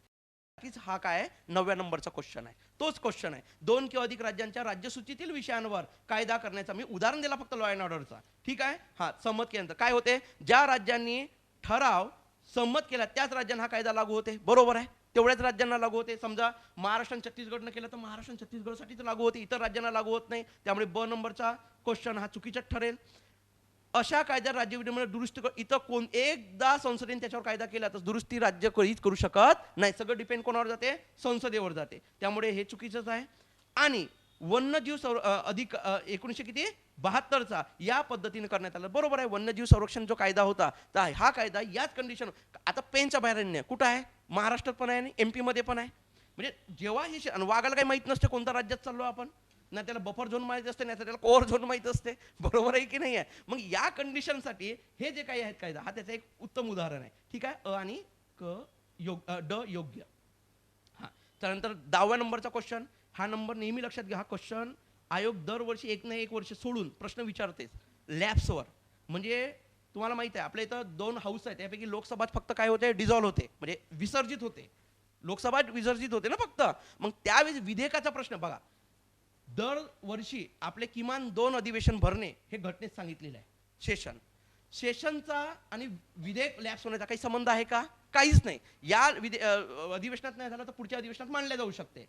पण लोकसभा जर विसर्जित झाली तर 2 कंडिशन सांगल्यात आपल्या घटनेमध्ये. एक तर लॅप्स होणार आणि एक तर लॅप्स होणारच नाही. मग जर लोकसभा विसर्जित झाली तर लॅप्स होणाऱ्या 3 कंडिशन आहेत. किती आहेत एकूण? 3. आणि लॅप्स न होणाऱ्या म्हणजे लोकसभा विसर्जित झाली आहे, डिझॉल्व्ह झाली आहे, तर 4 अशा कंडिशन्स आहेत. 1 2 3 4. का ह्या 4 कंडिशन मध्ये लोकसभा विसर्जित झाली तो विधेयक काय होत नाही? लॅप्स होत नाही. थोडं लक्ष द्या, मी व्यवस्थित सांगतो समजावून. पहिली गोष्ट, जर का नंबर 1 एखादी विधेयक, आता बघा धन विधेयक आणि वित्तीय विधेयक ही 2 अशा विधेयक आहेत की ही पहिल्यांदा लोकसभेतच मांडावं लागते. काही बाबतीत अपवाद तुमच्या डोक्यात येत असेल अभ्यास झालेल्या पोरांना, पण बाकीच्याला हा तसा लागू होते. पण धनविधेयक आणि वित्तीय विधेयक एकला तुम्हाला अपवादासहित लागू करावं लागेल, म्हणजे अपवाद लक्षात घेऊन लागू करावं लागेल. बघा, एखादी विधेयक जर प्रथमतः मांडलं, लोकसभेत मांडलं, आता हे सगळ्यांनाच लागू आहे समान प्रमाणात. बरोबर आहे की नाही? जर एखादी विधेयक प्रथमतः लोकसभेत मांडलं आणि लोकसभेत प्रलंबित आहे म्हणजे तो अजूनही त्याच्यावर प्रथम वाचन, द्वितीय वाचन, तृतीय वाचन कोणती तरी एक स्टेप चालू आहे. तो अजूनही पास झालाय का त्या सभागृहाकडून? ऑथेंटिक झालाय का? नाही. म्हणजे तो राज्यसभेत गेला आहे का? नाही. अशा वेळी जर लोकसभा त्याची डिझॉल्व्ह झाली तर तो विधेयक सुद्धा काय होते? लॅप्स होते. म्हणजे एका सोप्या भाषेत एखादी विधेयक प्रथमतः लोकसभेत मांडलं आणि लोकसभेत तो प्रलंबित आहे आणि लोकसभा विसर्जित झाली तर तो विधेयक काय होतो? लॅप्स होतो. Number 1 condition. नंबर 2 कंडिशन काय या ठिकाणी? एखादी विधेयक लोकसभेतच प्रथमतः मांडलं आणि प्रथमतः मांडून तिथं पास झालाय, म्हणजे तो 3 वाचनातून ऑथेंटिक होऊन तो कुठे गेलाय? राज्यसभेत गेलाय आणि राज्यसभेत तो प्रलंबित आहे आणि अशा वेळेस लोकसभा काय झाली आहे? विसर्जित झाली आहे. तरी विधेयक काय होतो? लॅप्स होतो. दुसरी कंडिशन, एखादी विधेयक प्रथमतः राज्यसभेत मांडलाय आणि राज्यसभेत तो पास झालाय आणि पास होऊन तो कोणाकडे गेलाय? लोकसभेत प्रलंबित आहे. अशा वेळेस जर लोकसभा विसर्जित झाली तरी तो विधेयक काय होतो? लॅप्स होतो. अशा 3 कंडिशन लक्षात ठेवा. जे काही लॅप्स नाही होत, म्हणजे जेव्हा लोकसभा विसर्जित होते पण लॅप्स न होण्याच्या कंडिशन 4 आहेत. सोपी आहेत एकदम. पहिलीच कंडिशन आहे, एखादी विधेयक प्रथमतः राज्यसभेत मांडलाय आणि राज्यसभेत मांडल्यानंतर तो प्रलंबित आहे, तो पास झालाय का? नाही. आणि अशाच लोकसभा विसर्जित झाली तो विधेयक लॅप्स होत नाही. ही पहिली कंडिशन झाली. दुसरी कंडिशन सेम, दोन्ही सभागृहांनी पास केलाय, राष्ट्रपतीकडे जर नॉर्मल कंडिशन असेल, जर घटना दुरुस्ती नसेल आणि धनविधेयक नसेल, तर पर्याय तीनही असतात त्याच्याकडे. बरोबर आहे की नाही आहे? तर या तिन्ही पर्याय होण्याच्या आधी त्याच्याकडे तो आलेला आहे, पण राष्ट्रपती करतो प्रलंबित आहे, अजून डिसिजन घेतलाय का त्याच्यावर? नाही. आणि अशा वेळेस लोकसभा विसर्जित झाली, तो विधेयक लॅप्स होत नाही. नंबर 2 झाल्या. नंबर 3 कंडिशन काय? दोन्ही सभागृहांनी पास केला आहे आणि कोणाकडे आलाय? राष्ट्रपतींकडे आलाय. आणि राष्ट्रपतींनी सामान्य विधेयक, वित्तीय विधेयक 1 आणि वित्तीय विधेयक 2 या कंडिशनमध्ये पुनर्विचाराचा अधिकार वापरला आहे आणि तो पुनर्विचाराचा पुन्हा सभागृहांकडे गेला आणि अशा वेळेस लोकसभा काय झाली आहे? विसर्जित झाली. तर विधेयक काय होत नाही? लॅप्स होत नाही. ह्या झाल्या 3 कंडिशन. चौथी कंडिशन हे कोणासाठी आहे? फक्त सामान्य विधेयक, वित्तीय विधेयक 1 आणि वित्तीय विधेयक 2 साठी आहे. काय आहे कंडिशन? एका सभागृहाने पास केलं, दुसऱ्या सभागृहामध्ये मतभेद निर्माण झालाय. मतभेद झालाय म्हणूनच काय केलंय? डेडलॉक झालाय. आणि डेडलॉक झालाय म्हणून काय केले? जॉईंट सिटिंग बोलवली 108 नुसार. कोणी? राष्ट्रपतीने. अशा वेळेस सुद्धा विधेयक काय होत नाही? लॅप्स होत नाही. अशा 4 कंडिशन आहेत लॅप्स न होणाऱ्या. आता बघा, ही आहे कन्सेप्ट. याला रट्टा मारून काही फायदा नाही. हे तुम्हाला बरोबर सिस्टमॅटिक तुम्हालाच लिहून घ्यावं लागेल आणि याच्यावर असे उत्तरं तुम्हाला जमलिंगच करतात. आणि हे उत्तर आले, तुम्ही महाराष्ट्रामध्ये बाकी पोरांपेक्षा जो स्कोर काढतो, ज्याला म्हणतो आपण स्कोर येतो, त्याच्यामध्ये तुमची सहभाग होते. अशा प्रश्नाला तुम्ही टॅकल केले तर. आणि हे प्रश्न चुकू द्यायचा नाही. अख्खा जिथं महाराष्ट्र बरोबर आहे तिथं बरोबरच असले पाहिजे, आणि जिथं अख्खा महाराष्ट्र चुकायला लागतोय तिथं तुम्ही 50%च्या जवळपास बरोबर आले तर तुमचा रिझल्ट येतो. हा नियमच आहे आपला आणि या सिस्टीमनं चालायचा. ठीक आहे. आता तुम्हीच सोडवू शकता 10व्या नंबरचा काय क्वेश्चन. काय तर लोप होत नाही. तर लोकसभेत प्रलंबित विधेयक लोप होत नाहीत. बरोबर आहे. लोकसभेत प्रथमता मांडलाय, लोकसभेत काय आहे? तो प्रलंबित आहे. तर लॅप्स होत नाही का? होते. अरे होते ना. यस. मग हा सुद्धा उत्तर नसू शकते, म्हणजे लॅप्स न होणाऱ्यामध्ये उत्तर आहे. लोकसभेने संमत केलंय पण राज्यसभेत प्रलंबित असलेले विधेयक हे सुद्धा काय होते? लॅप्सच होते. झाला. लोकसभा विसर्जित होण्यापूर्वी राष्ट्रीय संयुक्त म्हणजे जॉईंट सिटिंग बोलवली 100 जॉईंट सिटिंग शब्द आला, लॅप्स होत नाही. राज्यसभेत प्रलंबित असलेले आणि लोकसभेने संमत न केलेले याचा अर्थच काय? बघा, आयोग असेच शब्दाची स्टेटमेंट बदलवते. आपण सोप्या भाषेत सांगितलं फक्त. राज्यसभेत प्रलंबित असलेले आणि लोकसभेत संमत न केलेले, म्हणजे याचा अर्थ प्रथमता कुठं मांडला आहे? राज्यसभेत. मग राज्यसभेत प्रथमता मांडला, राज्यसभेत प्रलंबित असेल 100% तो लोकसभेत गेला आहे का? नाही. हा सुद्धा विधेयक काय होते? लॅप्स होत नाही. म्हणजे क आणि ड बरोबर आहे, पण आपल्याला पर्याय पाहावा लागेल. अ सोडून इतर नाही, ड सोड. तर बघा, तिसरा अ ब सोडून इतर सर्व लोप होत नाही. उत्तर आपल्याला जवळचा काय शोधायचा आहे? 3 नंबर, म्हणजे जो काही उत्तर असेल तो. ठीक आहे. कळलं ना तुम्हाला? हा हा ओके. नंबर 11व्या नंबरचा क्वेश्चन आहे. हा, आता हिस्ट्री चालू झाली आपली. ओके, माझे बरोबर आहे का क्वेश्चन? ओके, ठीक आहे. चला, 1896 साली नेमण्यात आलेली वेल्बी कमिशन ही कशाशी संबंधित होती? बघा, 1896ला 96-97च्या दरम्यान जी वेल्बी कमिशन स्थापन झाली ती 1+ किती होती? 3 होती. अध्यक्ष स्वतः कोण होते? वेल्बी होते. बरोबर आहे ना. आणि 3 मध्ये आपले एक भारतीय होते, ते म्हणजे दादाभाई नौरोजी मेंबर. आणि हे असण्याचं कारण काय होतं? पहिली गोष्ट, स्वतः वेल्बी सुद्धा मेंबर ऑफ पार्लमेंट होते. कुठले? ब्रिटनच्या पार्लमेंटचे ना, हाऊस ऑफ कॉमन्सचे मेंबर होते. वेल्बी कमिशन ही पार्लमेंटरी कमिटी होती. लक्षात घ्या कशी होती. मी तुम्हाला म्हणलं ना, प्रत्येक हिस्ट्रीचा प्रश्न सोडवताना तुम्हाला बॅकग्राऊंड माहीत पाहिजे. तीच कंडिशन आहे. वेल्बी हा स्वतः कोण, म्हणजे कमिटी स्थापन जी झाली ती कोणाची झाली? पार्लमेंटरी कमिटी होती. मग पार्लमेंटरी कमिटी असेल म्हणजे सदस्य कोण असतील? सगळ्याच्या सगळे पार्लमेंट. मग दादाभाई नौरोजी बघा, 1893ला हेन्सबरी प्रांतातून काय आले होते? निवडून आले होते. आणि निवडून आले म्हणून त्यांनाच म्हणजे भारताचे असल्यामुळे त्यांना त्याचे ज्ञान, म्हणजे भारताशी संबंध जास्त असल्यामुळे त्यामुळे ते समितीत घेतलं होतं. म्हणून दादाभाई नौरोजी, दादाभाई, तुम्हाला राज्यसभेला इंटरव्ह्यूला गेलं ते प्रश्न विचारतात, दादाभाई नौरोजीच का अध्यक्ष होते, सदस्य होते वेल्बी कमिशनचे? सांगा. आणि तुम्ही हिस्ट्री असेल तुमचा तर तुम्हाला खेचू शकते. अशाच माहीत पाहिजे. कारण दादाभाई ही काय होती? वेल्बी कमिशन एक पार्लमेंटरी कमिटी होती आणि दादाभाई नौरोजी स्वतः काय होते? पार्लमेंटचे सदस्य, त्यामुळे त्यांची नियुक्ती केली होती. ही लक्षात घ्या. आणि उद्या असाही प्रश्न विचारू शकते इंटरव्ह्यूला गेले तर, दादाभाई नौरोजी कसे काय निवडून आले ब्रिटनच्या पार्लमेंटमध्ये? तर 1858 पासून आपण भारताचे म्हणजे भारताचे नागरिक होतच नाही कधी आपण त्यावेळेस, तर आपण ब्रिटनचे काय झालं होतं? नागरिक झालं होतं. अरे, राणीच्या जाहीरनाम्यानुसार आपण काय झालो भविष्यात? ब्रिटनचे नागरिक झालो ना. आपला जो क्षेत्र होता सगळं, इथले जे काही इथले लोक होते हे सगळे कोणाचे नागरिक झाले? ब्रिटनचे. आणि ब्रिटनच्या कोणत्या मतदारसंघात हाऊस ऑफ कॉमन्सला उभा राहायचा असेल तर तो ब्रिटनचा काय पाहिजे? नागरिक पाहिजे, अशी तिथे तरतूद आहे. त्यानुसार दादाभाई नौरोजी म्हणून हेन्सबरी प्रांतातून काय झाले होते? उभे राहिले होते. हे लक्षात घ्या. हे रिलेव्हंट सगळ्या हिस्ट्रीचं माहीत पाहिजे. तुम्ही डेटाबेस जर गेले, डेटाबेस खूप आवश्यक आहे, मला मान्य आहे, पण तुम्ही जर कन्सेप्च्युअल गेले हिस्ट्रीला 100% उत्तर सापडतात. ठीक आहे.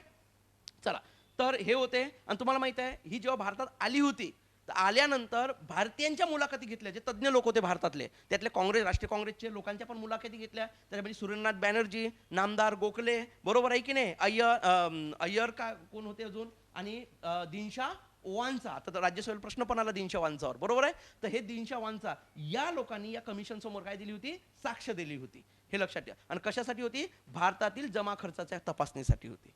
ठीक आहे, पर्याय नंबर 1. पहा, जे डेटाबेस आहे त्याला मी जास्त काही एक्सप्लेन करू शकत नाही, पण असे प्रश्न तुम्हाला हे माहीत पाहिजे ना, हे तुम्ही नोंद करून घेत जायचा एक्स्ट्रा. हां, नंतरचा 12 नंबरचा क्वेश्चन होता, तो होता स्वामी रामनाथ तीर्थ यांचे मूळ नाव. हे आयोग विचारते कंबाईनला, म्हणून मूळ नाव काय होते, तर व्यंकटेश भगवानराव खेडीकर. पहा, खेडगी हे त्यांचे मूळ गाव होते, त्याच्यावरून त्यांचं आडनाव काय पडला, खेडगीकर. आणि ते विजापूर, कर्नाटकच्या विजापूर तालुक्यात जिल्ह्यातले त्यांचा जन्म झाला होता, बरोबर आहे. सिंदगी हा त्यांचा तालुका होता, तालुक्याचं गाव. नंतर ते होते वैष्णवी पंथाचे होते. मला वाटते 1832 का 33ला त्यांनी संन्यास धारण केलं होतं. वैष्णव पंथाच्या घरातूनच त्यांना संन्यासाची, म्हणजे वडीलनं पण घेतलं होतं, पण नंतर वडील पुन्हा हे आले, काम ते पण त्याला पुन्हा नॉर्मल जीवनामध्ये आले. तर वडिलापासूनच त्यांची प्रेरणा होती. तर हे होते स्वामी रामनाथ तीर्थ. यांच्यावर सर्वात जो मोठा प्रभाव पडला तो पहिल्यांदा लोकमान्य टिळकांचा पडला. सोलापूरला भाषण करायला जेव्हा लोकमान्य टिळक गेलेले होते, त्यावेळेस त्यांच्यावर खूप मोठा प्रभाव पडला. 1920च्या म्हणजे आधीच्या 18च्या दरम्यान होमरूल चळवळीच्या सोलापूरला गेले होते लोकमान्य टिळक. तर त्यावेळेची 17ची काहीतरी गंमत आहे. आणि दुसरी गोष्ट, यांच्यावर गांधीजींचा तेवढाच मोठा काय आहे, प्रभाव आहे. आणि 1920ला जेव्हा लोकमान्य टिळकांचा 1 ऑगस्टला मृत्यू झाला, त्यावेळेस हेच आपले स्वामीनारायण तीर्थ होता, यांनी संध्याकाळच्या शपथ घेतली होती सूर्यास्ताला, की जोपर्यंत माझ्या जीवामध्ये म्हणजे जीवाचा शेवटचा क्षण असेल, तोपर्यंत मी स्वातंत्र्य लढ्यासाठी काय करेन, लढेल, आणि शेवटपर्यंत मी ब्रह्मचारी राहीन. अशी जी शपथ घेतली होती लोकमान्य टिळकांच्या मृत्यूच्या दिवशी संध्याकाळच्या. बघा, आयोग काय करते, आपला आयोग लई डेंजर आहे, कधी कधी अशा स्टेटमेंट टाकते, ही स्टेटमेंट कोणाशी संबंधित आहे. मग ही गोष्ट काय माहिती आहे का, असेच जर तुम्हाला स्टेटमेंट नाहीच आठवल्या, तर प्रयोग करायचे नाही हिस्ट्रीमध्ये, सोडून द्यायचा तो प्रश्न. कारण कोणी काय म्हणलं जर आठवत नसेल तर सरळ सरळ तो स्किप करायचा. हिस्ट्रीमधला एक उपाय सांगतो, कारण हे प्रश्न तुम्हाला मायनसमध्ये नेणारे सगळ्यात जास्त असतात. त्यामुळे असे प्रश्न. तर तेच होते आपले स्वामी रामानंद तीर्थ.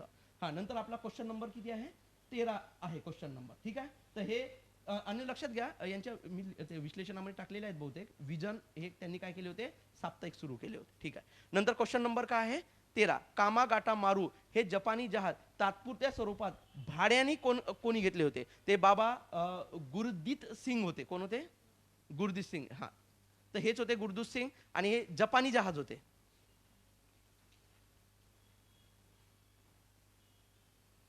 जपानी जहाज होते, बरोबर आहे. हा, आणि हे लक्षात घ्या, हे जपानी जहाज होते. ते हे गुरदीत सिंग हे तुम्हाला माहिती आहे सिंगापूरमध्ये कॉन्ट्रॅक्टरचे काम करत होते, इंडियन कॉन्ट्रॅक्टर होते. तर हे इंडियन कॉन्ट्रॅक्टर होते, सिंगापूरला होते. आणि याचा इतिहास म्हणजे काय झाला, तर वर्णॅक्युलरकडे म्हणजे कॅनडा जो आहे कॅनडाचा, तर याच वर्णॅक्युलकडे हा जो काही गेला होता जहाज, कोणता, कामागाटा मारू, इथून वर्णॅक्युलरून याला वापस पाठवला होता. आणि वापस पाठवल्यानंतर जपानच्या एका मोहमा या क्षेत्रातून पुन्हा वापस आला. मग कलकत्त्याला थांबवलं होतं, कलकत्त्यावर याच कामागाटा मारूवर काय झाली होती, फायरिंग झाली होती. ठीक आहे, तर हा जहाज होता कामागाटा मारू. तर लक्षात घ्या, याच्या संबंधित जो आपला टॉपिक आहे तो आहे गदर मुवमेंट. ही गदर मुवमेंट लक्षात ठेवा. हा, चला, नंतर क्वेश्चन आहे आपला 14 नंबरचा क्वेश्चन. सक्तीच्या नीड लागवडीबाबत प्रसिद्ध असलेल्या 3 काठिया पद्धत याबद्दल योग्य पर्याय निवडा. आता बघा, 3 काठिया पद्धत तुम्हाला माहिती आहे, ही कोणाशी संबंधित आहे, चंपारण्या संबंधित. चंपारण म्हणजे नीड उत्पादन. आणि नीड उत्पादनाचा तुम्हाला समजा असेल, पहिल्यांदा बॅकग्राऊंड समजला पाहिजे. बॅकग्राऊंड समजा असेल, जर्मनीत जावं लागेल. मी राज्यसेवेच्या पुरांना सांगितलं होतं त्यावेळेस, जर्मनीत जावं लागेल. जर्मनीचं तुम्हाला माहिती आहे, टेक्नॉलॉजी विकसित झाल्यामुळे त्यांनी कृत्रिमरित्या काय तयार केले होते, रंग तयार केले होते. आणि कृत्रिमरित्या रंग तयार केल्यामुळे या नॅचरल रंगाची मागणी काय झाली, ऑलरेडी कमी झाली. आणि त्यामुळे जपानच्या कलरची मागणी खूप वाढली. त्यामुळे ब्रिटिशांनी काय केलं, नीड लागवडीला काही परवानगी दिली नाही. मग म्हणजे घेतच नव्हते त्यांच्याकडून नीड. मग लोकच काय करायचे, आपले बिहारचे लोक ती नीड उत्पादन करायचे. नीड उत्पादन ठिकाणी ते काय करायला लागले, आपले ज्वारी, बाजरी, गहू, तांदूळ लागवड करायला लागले. आणि ते लागवड करत आहेत म्हणून आम्हाला तो हिस्साच्या पैशाच्या स्वरूपात द्या अशी मागणी करायला लागली. तिथले जमीन म्हणजे हे ब्रिटिश मडेवाले होते. आणि ब्रिटिश मडेवाले करायचं असेल तर पहिले लॉर्ड कॅनिंग समजला पाहिजे. लक्षात ठेवा, 1857च्या उठावानंतर तुम्हाला माहित असेल की पडीत जमीन कायदा आणला होता, कोणी, लॉर्ड कॅनिंगनी. तर याच्यामध्ये मडेवाल्यांचा इतिहास लपलेला आहे. तर मग या मडेवाल्यांनी जबरदस्ती करायला लागले. आणि हे 1908 पासून चालू होतं, विरोध चालू होता. आणि याच्यावर हिरो कोण झाला होता दक्षिण आफ्रिकेत, गांधी. आणि गांधी बाबा 15ला कुठं आले होते, भारतात. आणि 15ला नामदार गोखल्यांमुळे त्यांनी काय केलं होतं, 1 वर्ष त्यांनी पूर्ण भारत भ्रमण केलं. आणि हे 1915 ते 16 मध्ये हा माणूस म्हणजे तोच कोणता होता, तर तुम्हाला माहित असेल राजकुमार शुक्ला. हा शुक्ला माणूस त्याला शोधत बसला होता गांधी बाबाला. आणि गांधी काही सापडत होतं. पहिले काही मोबाईल सारखं कामच नव्हतं ना, लावला फोन गांधी कुठं आहे असा कार्यक्रम नव्हताच. तर मग त्यावेळेस काय झालं, गांधी शोधत म्हणजे हा राजकुमार शुक्ला शोधत होता. आणि शोधता शोधता डिसेंबर 1916ला लखनौला अधिवेशन झाला काँग्रेसचा. बरोबर आहे, लखनौ पॅक्ट वगैरे फेमस आहे की नाही. तेव्हा त्याला कळलं बाबा इथे येऊ शकते आपला गांधी बाबा. आणि खरंच गांधी तिथं होते. गांधी म्हणजे काय नॉर्मल जशी जनता बसते तसेच बसले होते. आणि तिथं राजकुमार शुक्ला यांना पकडते. आणि इथं पकडून गांधी बाबाला हे सगळं सांगते का जे आफ्रिकेत तुम्ही केले तर आमच्यासोबत बी असाच अन्याय झाला. तेव्हा गांधीजी यांना प्रॉमिस करते मी येतो कुठं, चंपारण्यामध्ये. आणि तिथून गांधी तिथं जातात. आणि ते जात असताना तुम्हाला माहिती आहे त्यांच्यासोबत कस्तुरबा गांधी स्वतः होते. दुसरे त्यांच्यासोबत नरहरी पारिक होते, तुमचे देसाई होते, महादेव देसाई होते, आपले मदर उल हक होते, डॉक्टर राजेंद्र बाबू प्रसाद होते. आणि सगळ्यात महत्त्वाचे अवंतिकाबाई जोशी अवंतिकाबाई गोखले. त्यांनी भारताच्या इतिहासातला पहिला गांधीवरचा प्रादेशिक पुस्तक लिहिलेली होती ती म्हणजे मराठीतून गांधी जीवन, जे 1918ला काय झाली प्रकाशित झाली होती तीच. तर हे सगळे लोक या चंपारण्यात गेले होते. आणि पहिला चंपारण्यातला स्थानिक लेवलवरचा सत्याग्रह गांधीने काय केला होता, सक्सेस केला होता. तो म्हणजे चंपारण्य सत्याग्रह. ठीक आहे, हे लक्षात घ्या. ह्या बॅकग्राऊंड तुम्हाला इतिहासाचा कळलं ना, प्रश्न सोडवायला खूप सोपी जातात. आणि तुम्हाला उत्तर जमलिंग होत नाही. म्हणजे कमी वेळेत जर सोडवायचं असेल हाच हिस्ट्रीला उपाय आहे. नुसतं गाठाड सर्वाचा, कटाळे सर्वाचा, कोळंबे सर्वाचा तुम्हाला वाचताना तेव्हाच सोपी वाटणार की तुम्ही त्या गोष्टीचं काय करणार, पहिले ॲनालिसिस करणार, जोडून पाहणार. आणि इतिहासाचा अभ्यास काय करतो आपण, डायरेक्ट महाराष्ट्राला सुरुवात करतो. कधीच करू नका असं. मला तर सरळ सांगतो, कोळंबे सरांची पुस्तक इज द बेस्ट पुस्तक आहे हिस्ट्रीला, भारताच्या इतिहासाला. तुम्ही जर असहकार चळवळ वाचत असेल तर त्याच वेळेस गाठाळ सरांच्या पुस्तकातून काय वाचायचं, असहकार चळवळ महाराष्ट्र संदर्भ वाचायचा. म्हणजे काय होतं, पॅरल दोन्ही गोष्टी करा. आणि एकनाथ पटला ठोकळा राहू द्या इतिहासाला.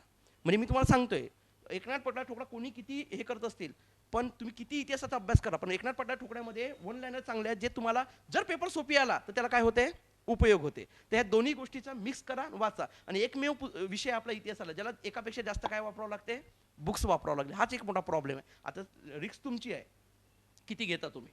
ठीक आहे, हां चला. नंतर क्वेश्चन नंबर किती, 15. हां, त्या क्वेश्चन नंबर 15 रेल्वेच्या विकासाकरता इंग्लंडहून बोलवण्यात आलेल्या जी समिती होती, म्हणजे जे सदस्य होता, तो 1905च्या रेल्वे बोर्डाची स्थापना झाली होती. तर तो होता थॉम्सन काय रॉबर्टसन. हे तुम्हाला माहित असेल, लॉर्ड कोणाच्या काळात, कर्जन.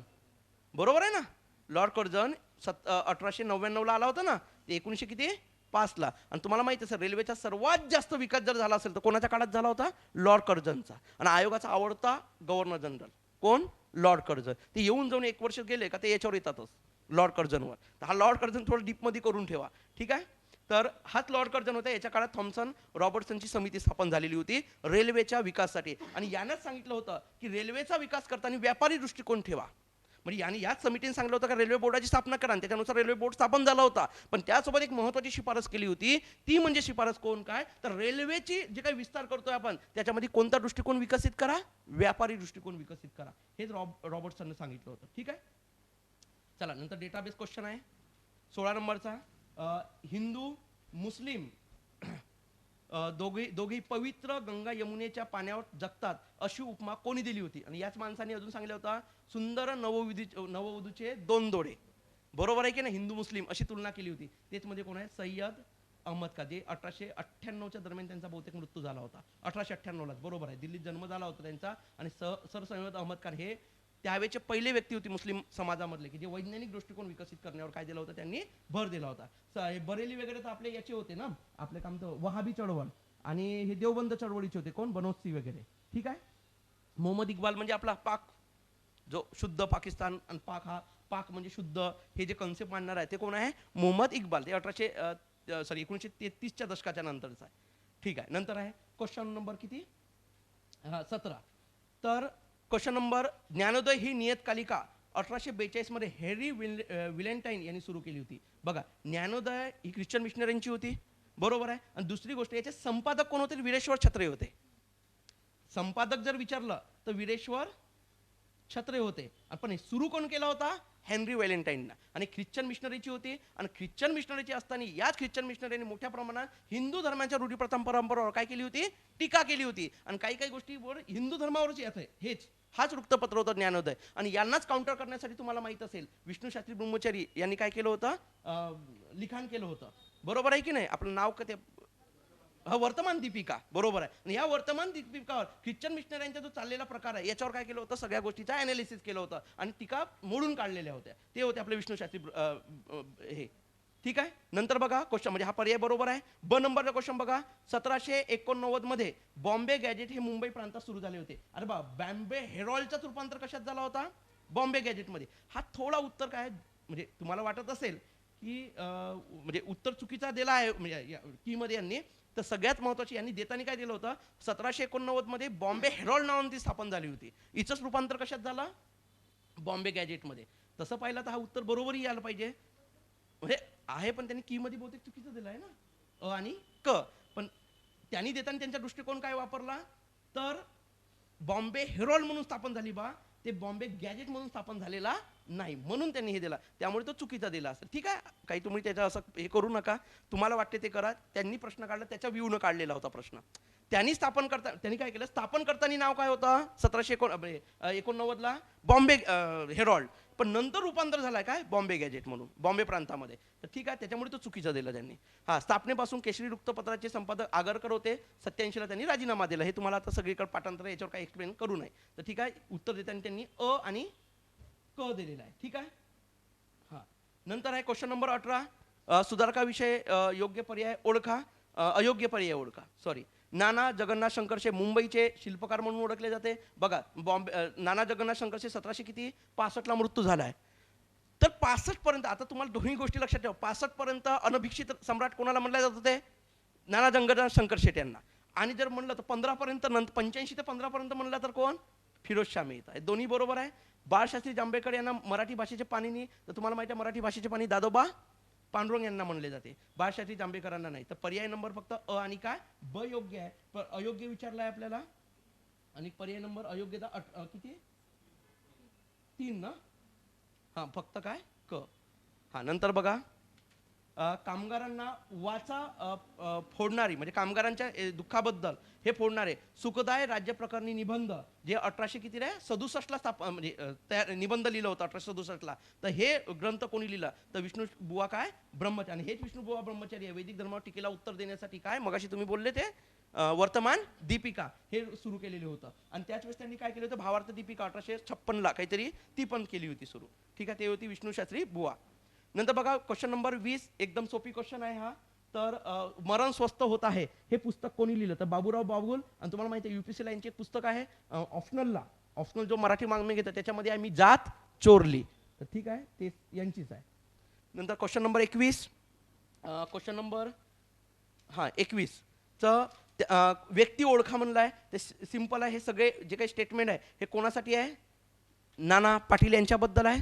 नाना पाटील 1930 ला तलाठ्याची नोकरी सोडली होती त्यांनी, आणि स्वातंत्र्य चळवळीमध्ये काय घेतली, उडी घेतली. यांच्यावर 2 विचारांचा खूप मोठा प्रभाव होता, एक सत्यशोधक समाजाचा आणि दुसरा आहे ब्राह्मणेतर चळवळीचा. म्हणजे जे आपण 1910-15च्या नंतर जो म्हणतो आपण हे झाली एकदम विकसित झालेली ब्राह्मणेतर चळवळ, तर ह्या ब्राह्मणेतर चळवळीचा आणि सत्यशोधक समाजाचा या दोन्ही याचा यांच्यावर काय होता, मोठा प्रभाव होता. आणि ठीक आहे, तर यांनी साताऱ्यामध्ये जी प्रतिसरकार स्थापन केली होती, ही प्रतिसरकार 1 जून 1943, बरोबर आहे ना, 1943 ते 13 जून 1946 पर्यंत, म्हणजे साधारणतः 3-1 वर्ष राहिली होती ही पत्री सरकार त्यांची. आणि यांना सगळ्यात मोठी जी मदत केली होती ते किसन वीर यांनी केली होती, बरोबर आहे ना, किसन वीर. आणि लक्षात घ्या, या पत्री सरकारमध्ये जो सर्वात मोठा सहभाग होता तो लेडीजचा पण होता.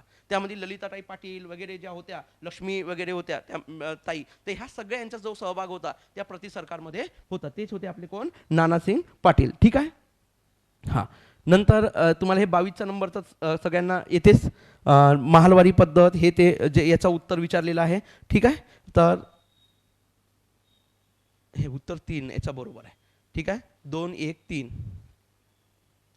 3 हे याच्यात सगळं दिलेलंच आहे. आणि डिटेलमध्ये त्याच्यामध्ये सांगितलं पण वर्ष वगैरे सगळं सांगितलेलं आहे. ठीक आहे. हां, कायमधारा पद्धत म्हणजे कायमची सेटलमेंट कोणाकडे असणार, शेतकऱ्यांकडे असणार. म्हणजे शेतकऱ्यांच्या फायद्यासाठी जी पद्धत होती ती कोणती होती, कायमधारा नव्हती, रयतवारी होती. आणि जमीनदारांना जे सगळी म्हणजे अधिकार दिलं, कायमचं सेटलमेंट दिलं, म्हणजे पहिल्यांदा कायमचं दिलं ना, पुन्हा 10 वर्षाचं केलं, पुन्हा कायमचं केलं होतं, ती पद्धत म्हणजे कायमदारा. रयतवारी म्हणजे इथं कोण असणार, रयत म्हणजे जो कसणार आहे त्याला मालक बनवलं. म्हणून सगळ्यात तुम्ही बघाल न्यायमूर्ती रानडेने वगैरे जो सगळ्यात मोठा पुरस्कार केला तो कोणाचा केला होता, रयतवारी पद्धतीचा. ठीक आहे. महालवारी म्हणजे महाल म्हणजे गाव, गावाकडे टार्गेट दिलं का एवढं तुम्ही सूर्यास्ताच्या आधी काय द्यावं, आमचा महसूल द्यावा, ती पद्धत होती. ठीक आहे. हां, नंतर आहे क्वेश्चन नंबर 23. स्वातंत्र्यवीर विनायक दामोदर सावरकर यांच्याविषयी योग्य पर्याय निवडा. तर योग्य पर्याय निवडा. स्वातंत्र्यवीर सावरकर यांच्यावर मॅजिनिया इटालियन देशभक्ताचा काय होता, प्रभाव होता. बघा जो काही मॅजिनी होता, हा मॅजिनी तुम्हाला माहित आहे जो काही इटलीचा एकीकरण, युनिफिकेशन ऑफ इटली म्हणतो आपण ज्याला, तर एकीकरणचा जो काही कन्सेप्ट मांडली होती त्याने इटलीमध्ये, तर यासाठी त्यांनी यंग इटली नावाची 1831ला, हे विश्लेषणामध्ये नाही आहे बरं, 1831ला यंग इटली नावाची एक इन्स्टिट्यूट स्थापन केली होती. कुठं, फ्रान्समध्ये, इटलीमध्ये नाही, हे लक्षात ठेवा. फ्रान्समध्ये स्थापन केली होती, कारण त्याला हद्दपार केलं होतं ना इटलीमधून, म्हणून त्यानं फ्रान्समध्ये स्थापन केली, मार्केली या शहरामध्ये स्थापन केली होती. तर तोच याच यंग इटलीच्या धर्तीवर आपल्या विद्या सावरकर यांनी मित्रमेळावा संघटना काय केली होती, स्थापना. आणि जी मित्रमेळावा संघटना जी आपण काय म्हणतो 1919ला जी स्थापन झाली होती, ही पहिली भारताची गुप्त क्रांतिकारी संघटना होती, भारताची पहिली. आणि दुसरी कोणती होती, बंगालमधली. कोण होते, बांद्रकुमार घोष यांनी स्थापन केलेले, माहित असेल ना, कोणती, अनुसंधान समिती, बरोबर आहे. ही दुसरी समिती आहे, म्हणजे दुसरी इन्स्टिट्यूट संघटना ऑर्गनायझेशन जी भारताची गुप्तहेर सेकंड होती. आणि भारताची पहिली म्हणलं तर विदा सावरकर यांनी स्थापन केलेली होती 1900च्या काळात, म्हणजे 1900ला. आणि ही कोणाच्या धर्तीवर केली होती, यंग इटलीच्या धर्तीवर. नंतर तिचा अभिनव भारतमध्ये काय केलं, रूपांतर केलं 1904ला, हे तुम्हाला माहित आहे नाशिकमध्ये वगैरे. तर ही गोष्ट एवढा लक्षात ठेवा याच्यामध्ये. आणि दुसरी गोष्ट, यात जोसेफ मॅजिनीचा जो प्रभाव पडला, तो बंगालच्या जनतेवर ज्यांनी प्रभाव पडला तो सगळ्यात महत्त्वाचा सुरेंद्रनाथ बॅनर्जी. आणि या सुरेंद्रनाथ बॅनर्जींनी जो एकीकरण, म्हणजे आपण म्हणतो ना जोसेफ मॅजिनी एकीकरण घडून आलं, युनिफिकेशन घडून आलं, ते धर्तीवर इंडियन असोसिएशन स्थापन केली. कोणी, सुरेंद्रनाथ बॅनर्जी यांनी 1877ला, बरोबर ना, 76ला जी स्थापन झाली आहे, ती सुद्धा यंग इटलीच्या धर्तीवर होती, म्हणजे जोसेफ मॅजिनीच्या विचारावरच होती. आणि जर तुम्हाला उद्या प्रश्न आला बंगालमधल्या लोकांना जोसेफ मॅजिनीची ओळख करून देणारा पहिला व्यक्ती कोण आहे, तर तो होते सुरेंद्रनाथ बॅनर्जी. हे लक्षात ठेवा. ठीक आहे. असं एकामेकाला कनेक्शन आहे. तर नंतर 23 नंबर क्वेश्चन काय 23चा. हां, सावरकर पहिला बरोबर आहे. अभिनव भारत संघटनेची घोषणा, स्वातंत्र्य लक्ष्मी की जय, हां, ही त्यांची घोषणा होती. हे दुसरा पण बरोबर आहे. आणि नंतर स्वातंत्र्यवीर सावरकर नाशिकमध्ये विहारी नावाचे, नाशिकमध्ये नाही त्यांनी मुंबईमध्ये स्थापन केले होते. कुठं, मुंबईमध्ये विहारी नावाचे वृत्तपत्र काय केले होते, सुरू केलेले होते. म्हणजे 23चा उत्तर एकदम काय नाही ना, अ आणि ब. नंतर बघा क्वेश्चन नंबर 24. पुढीलपैकी कोणत्या व्यक्ती तिन्ही गोलमेज परिषदेमध्ये राऊंड टेबलमध्ये काय केला होता, सहभाग नोंदवलेला होता. आता पहिल्यांदा कंडिशन आपल्याला कळली पाहिजे. राऊंड टेबल कळायचा असेल तर सविनय कायदेभंग कळायला पाहिजे. सविनय कायदेभंग कळायचा असेल 1929चा कायदा, 1929चा लाहोर अधिवेशन कळायला पाहिजे. लाहोर अधिवेशन कळायचं असेल नेहरू रिपोर्ट कळला पाहिजे. नेहरू रिपोर्ट कळायच्या आधी तुम्हाला सगळ्यात महत्त्वाची जो धमकी दिली होती आपल्या भारताच्या गव्हर्नर जनरलने, भारताच्या भारत मंत्र्यांनी, बर्कन हेड कळलं पाहिजे. आणि बर्कन हेड कळायच्या आधी सायमन कमिशन कळली पाहिजे. बघा कसं एकामेकाला रिलेव्हंट आहे, कारण सांगतोय. ते कळत असेल 1919चा कायदा कळायला पाहिजे. 1919च्या कायद्यात काय होता की दर 10 वर्षांनी याचा काय होणार, रिव्ह्यू केले जाणार. आणि त्यासाठी एक समिती स्थापन करेल, कोण, ब्रिटनची गव्हर्नमेंट. हे झालं. म्हणजे 1929ला एक समिती स्थापन व्हायला पाहिजे. पण सरकार तिथं काय होते, सार्वत्रिक निवडणुका होत्या आणि तिथे एक्झिट पोल असा होता, कारण ऑलरेडी सरकार कोणाची होती 1927ला, तर ऑलरेडी तिथं हुजूर पक्षाची सरकार होती, उजव्या विचारसरणीची. आणि उजवी विचारसरणी कोणाच्या अँटी होती, भारताच्या. आणि मजूर पक्ष कोणाच्या बाजूची होती, थोडी काही प्रमाणात भारताच्या. त्यांचं म्हणणं होतं की भारतावर राज्य केलं पाहिजे, पण शोषण एवढंही नाही करायचं, काही प्रमाणात त्यांना दिलंही पाहिजे, या विचाराचा होता मजूर पक्ष. त्यांना का एक्झिट पोलमध्ये मजूर पक्षाची सरकार येणार होती 1929ला, हे सगळीकडे इंग्लंडमध्ये झाला होता. म्हणून हुजूर पक्षाला काय वाटलं, मजूर पक्ष काहीतरी देऊन जाईल, त्याच्या आधी आपणच समिती स्थापन करावा. म्हणून त्यांनी एक सायमनच्या अध्यक्षतेखाली एक सायमन कमिशन स्थापन केली. आणि याच्यामध्ये तुम्हाला माहित असेल, ज्याला भारताच्या स्वातंत्र्याची घोषणा केली, ज्या पंतप्रधानांनी, तो होता क्लायमेट ॲटली. तो सुद्धा या समितीचा काय होता, सदस्य. त्या 1+6 मध्ये तो सुद्धा होता. म्हणजे 7 सदस्यांची होती ना, त्या 6 मध्ये एक हा सुद्धा होता, क्लायमेट ॲटली. म्हणून बघा, क्लायमेट ॲटली कळत असेल तर पहिले आपल्याला सायमन कमिशन, एवढा व्ह्यू हिस्ट्रीचा डेव्हलप झाला पाहिजे. हे डेव्हलप झाला 100% हिस्ट्रीचे प्रश्न सुटतात. आणि हिस्ट्री तशी बदनामच आहे, आपण काही करू शकत नाही. 2 प्रश्न सोडावंच लागते, 2-3 प्रश्न ते कोणाला सुटत नाही. मग हे आयोगाला सुटत नाही तर आपल्याला काय होणार? आयोगच त्याच्यात वादामध्ये घुसते, बरोबर आहे की नाही? त्यामुळे ही जर मॅच्युरिटी वाढवायची असेल याचा फायदा तुम्हाला पोलिटीला मिळते, हिस्ट्रीचा. आणि मग मी तुम्हाला म्हणलं ना, मग 27ला ज्यांनी काय केली, समिती स्थापन केली. आणि 27ला समिती स्थापन, 26ला त्याची घोषणा झाली, 27ला तिला रिकमेंड केलं की सायमनच्या अध्यक्षतेखालीच होणार. आणि या 1927ला जेव्हा स्थापन हे केलं तर भारतामध्ये विरोध झाला, एकही भारतीय नाही त्याच्यामध्ये. आणि हे विरोध केल्यामुळे आपला भारताच्या भारतमंत्र्यांनी कॉमेंट्स केली होती काँग्रेसवर की बाबा तुम्हाला भारतालाच अधिकार देण्यासाठी आम्ही करतोय की जबाबदार शासन पद्धती एक्सटेंड करायची आहे, पुन्हा वाढवायची आहे आम्हाला. आणि तुमच्यासाठी असून तुम्ही असे करताय, तुम्हाला तुमची लायकी आहे का? तुम्हाला तुमचे एवढे अधिकार आहे का? तुम्ही स्वतःचे अधिकार काय असाल हे लिहू शकता का? म्हणजे तुमची घटना तयार करू शकता का? अशी धमकी दिली. आणि ती धमकी भारतीयांनी स्वीकारली, सर्वपक्षीय समिती स्थापन केली. आणि ही सर्वपक्षीय समिती म्हणजेच कोण होती? नेहरूच्या अध्यक्षतेखाली नेहरू रिपोर्ट. नंतर त्याच्यामध्ये पंडित नेहरू आणि त्यांचा मुलगा कोण, पंडित नेहरू आणि कोण, सुभाषबाबू बोस, हे त्यांची काय झाली, ऍड झाले. आणि मग त्याच्यामध्ये ते सिंग वगैरे होते, आपले सगळे नेते होते, सुभाषचंद्र बोस वगैरे होते, ते हे सगळे लोक त्याच्यामध्ये काय केले होते, सहभागी. मग हाच नेहरू रिपोर्ट.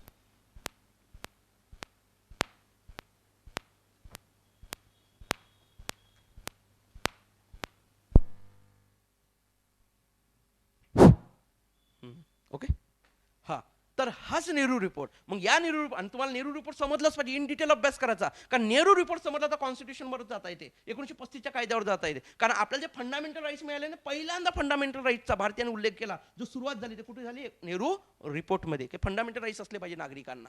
आणि याच नेहरू रिपोर्टनी असं सांगितलं की 1 वर्षात आमचा हा नेहरू, काँग्रेसनं ऍक्सेप्ट केला. आणि नेहरू रिपोर्ट 1 वर्षात स्वीकारा असं कोणाला सांगितलं होतं? ब्रिटिशांना धमकी दिली होती. आणि नाही स्वीकारला तर तुम्हाला काय करायचं आम्हीच बघू. आणि तिथून त्यांनी 1 वर्ष स्वीकारला नाही.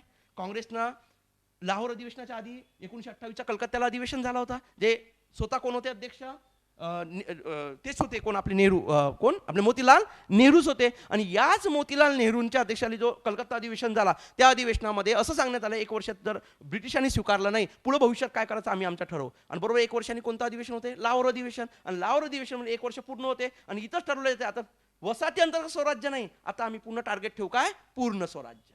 आणि इथून पूर्ण स्वराज्य मिळवण्यासाठी जी मुवमेंट सुरू करायची आहे याचा अधिकार आम्ही कोणाला देतो? काँग्रेसला. आणि काँग्रेसनं तो अधिकार वर्किंग कमिटीने कोणाला दिला? गांधीला. आणि गांधींनी त्यांच्यासाठी काय सुरू केली?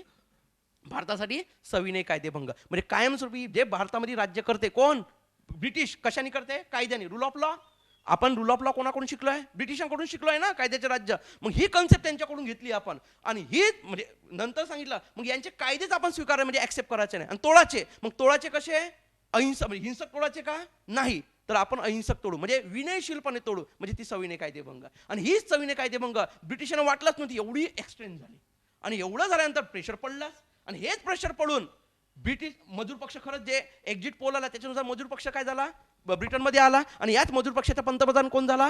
McDonald, Ramsay MacDonald. आणि याच्यातून प्रेशरमध्ये येऊन त्यांनी भारतीयांना, बाबा तुम्ही आंदोलन करू नका, थांबवा. मग गांधीला अटक वगैरे झालीच आहे. आणि याच्यातून त्यांनी भारताचा जो काही गव्हर्नर जनरल होता आयर्विन, याला सांगितलं गांधीजी बाबासोबत काही चर्चा करते, सेकंड ह्याच्या. आणि तिथूनच गोलमेज परिषदेची काय झाली, स्वरूप आला. राऊंड टेबल, म्हणजे भारतातल्या सगळ्या नेत्यांना, सगळ्या धर्माच्या जातीच्या लोकांना आम्ही कुठं बोलवतो बा? इंग्लंडला बोलवतो. काय तुमची समस्या आहे? आणि आम्हाला आता एक्सटेंड करायचं कोणाला? 1919च्या कायद्याला. बघा 1931ला 30 पासून राऊंड टेबल जे झाला ते कोणासाठी होती? 1919च्या कायद्याला एक्सटेंड करण्यासाठी होती, हे लक्षात ठेवा. आता हेच एक्सटेंड करतो, अजून अधिकार वाढवून देतो. यासाठी 1930ला पहिली राऊंड टेबल काय केली? स्थापना. समजला? म्हणजे ही गोलमेज परिषदा समजण्यासाठी तुम्हाला एवढा बॅक फुटला यावं लागते. हाच इतिहास आहे. हे इतिहास ज्याला जमलं त्याला हे डेटा कोणी सांगू शकते रे? तुम्ही पुस्तकात बी पाठांतर करू शकता, पण हे तेव्हाच लक्षात राहणार जेव्हा त्याच्यात तुम्हाला काय कळेल? बॅकग्राऊंड कळेल. क्लिअर झाला? हा, तर याच्यामध्ये दीनदयाल उपाध्यायांचा इथं संबंधच नाही, पहिली गोष्ट. क्लिअर झाला? हा, त्याच्यामुळे हे तिघही आहे, डॉक्टर बाबासाहेब आंबेडकर, जयकर आणि तेज बहादूर सप्रू. आणि त्याचे कोणत्या कोणत्या संघटनेकडून आले होते याची लिस्ट दिलेली आहे विश्लेषणामध्ये. ठीक आहे, ते पाहून घ्या. अ, ब, ड. आणि काँग्रेस एकमेव होती की ज्यांनी फक्त सेकंड गोलमेज परिषद आलेले होते. आणि तिथं जातीय इश्यू झाल्यामुळे ते पळत आले. नंतर जातीय निवाडा घोषित पण केलं. कोणी? मॅकडोनाल्डने. ठीक आहे, आणि त्याच्यानुसार तुम्हाला माहिती आहे पुणे पॅक्ट झाला. गांधी तेव्हा एरवडा तुरुंगातच होते. त्यातून डॉक्टर आंबेडकरांनी त्यांच्यामध्ये जो काही पॅक्ट झाला त्याच्यानुसार स्वतंत्र मतदारसंघाऐवजी काय झाला? राखीव. आणि राखीव मतदारसंघाची आजची जी कन्सेप्ट आहे ती राखीवच आहे. म्हणजे गांधीजींच्या जो काही पण फायद्याचा झाला नंतर. बघा असं आहे. ठीक आहे. अ, ब, काय, ड. पर्याय नंबर किती आहे 24ला 3. नंतर 25 बद्दल कोणाला डाऊट आहे का? मला तर भयानक डाऊट आहे क्वेश्चन बद्दल, थोडा जमलिंग झाला आहे. म्हणजे याच्यामध्ये थोडंसं हे पण दिलं की मध्ये बघा 1939 मध्ये जवळपास शब्द काय वापरला त्यांनी, जवळपास सर्व प्रांतामधून भारतीय मंत्र्यांनी काय दिले होते, म्हणजे प्रांताच्या भारतीय एकूण किती प्रांत होते 11 प्रांतांनी इलेक्शन झालं, त्या 8 काँग्रेसने पटकावल्या आणि बाकीच्या संमिश्रित सरकार आले होते. इथं शब्द वापरताना आयोगासारखा वापरण्यात आला, काय आहे जवळपास. तिथं म्हणलं नाही सर्वच्या सर्व नाही म्हणलं, जवळपास सर्व प्रांतातून. म्हणजे बाबा 60% प्लस झाला तर आपण काय म्हणतो, जास्तीत जास्त म्हणतो ना आपण, तर तो त्याचा अर्थ पकडला. त्याच्यामुळे तो इथं काय केलं 1939 मध्ये जवळपास सर्व प्रांतातून भारतीय मंत्र्यांनी काय दिले होते, राजीनामा. 1935च्या कायद्यानुसार तुम्हाला माहित आहे प्रांतिक अधिकार सगळं कोणाला दिला, भारतीयांना. टप्प्याटप्प्याचा पूर्ण टप्पा गाठला 35ला. भारतीयांच्या सगळं म्हणजे प्रांताचे जे खाते आहेत सोपी राखीव कॅन्सल केले आणि कोणाला दिले, भारतीयांना दिले खाते. आणि त्याचनुसार इलेक्शन झाल्या आणि इलेक्शननुसार तुम्हाला माहिती आहे 35च्या कायद्यानुसार इलेक्शन 37ला झाल्या आणि 1939ला सप्टेंबरला 1 सप्टेंबरला युद्ध छेडलं. युद्ध छेडल्याच्या लिनलीत कोणी काय घोषित केलं की भारत हा कोणाच्या बाजूने लढेल, ब्रिटनच्या बाजूने. त्यातून राग येऊन काँग्रेसच्या 8 प्रांतांनी काय दिले, राजीनामा. जवळपास इथं काय होते, इथं शब्द वापरलाय जवळपास. त्यामुळे ही स्टेटमेंट काय ठरते, योग्य ठरते. जवळपास ही मांडल्यामुळे योग्य ठरते. बघा वाद होऊ शकते, हिस्ट्रीमध्ये वाद होतात, पॉलिटिक्स वाद होत नाहीत. अजूनही सांगतो, कोणाला काही वाईट वाटलं असेल असं कसं होते, हा आपला टेस्टचा आहे, पण मी तुम्हाला फक्त व्ह्यू साठी सांगतोय. जवळपास टाकल्यामुळे ही स्टेटमेंट काय ठरते, योग्य ठरते. दुसरी गोष्ट, गव्हर्नर जनरलने सांघिक रचनेचे केंद्रीय रचनेत रूपांतर करून भारतीय प्रशासन व्यवस्थेत काय केलं होतं. बघा भारतीय प्रशासन व्यवस्थेत त्यांनी काही बदल जास्त केलेले नव्हते. इलेक्शन लागल्यामुळे आणीबाणीच झाली होती. आपण म्हणू शकतो केंद्रीय रचनेत म्हणजे सेंट्रलाइज झाला आहे, पण त्यांनी प्रशासकीय व्यवस्थेत बदल नाही केले. प्रशासकीय व्यवस्था तशीच ठेवली जशी आहे. कारण सगळे अधिकार कोणाकडे आले, व्हॉइसरायकडे आले. म्हणजे सेंट्रलाइज झाले अधिकार, पण प्रशासकीय व्यवस्थेत बदल केले. त्यामुळे हा चुकीचा ठरवला त्यांनी उत्तर देताना. ठीक आहे, म्हणजे असत्य आहे आणि आर काय आहे, असत्य आहे. थोडा राज्यसेवेच्या लेवलवरचा क्वेश्चन आहे हा, तुम्ही सवय लावा आता, होईल. ठीक आहे, चला. तर 25 क्वेश्चन आपले डिस्कस झाले. ओके, काही असेल तर विचारू शकता बाहेर, काही प्रॉब्लेम नाही.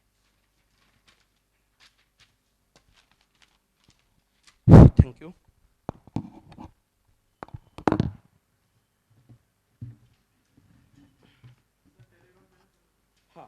बघा हा एक सगळ्यात महत्त्वाचं तुमच्या फायद्यासाठी, मी काही तसं काही ॲडव्हर्टाईज कधीच करत नाही.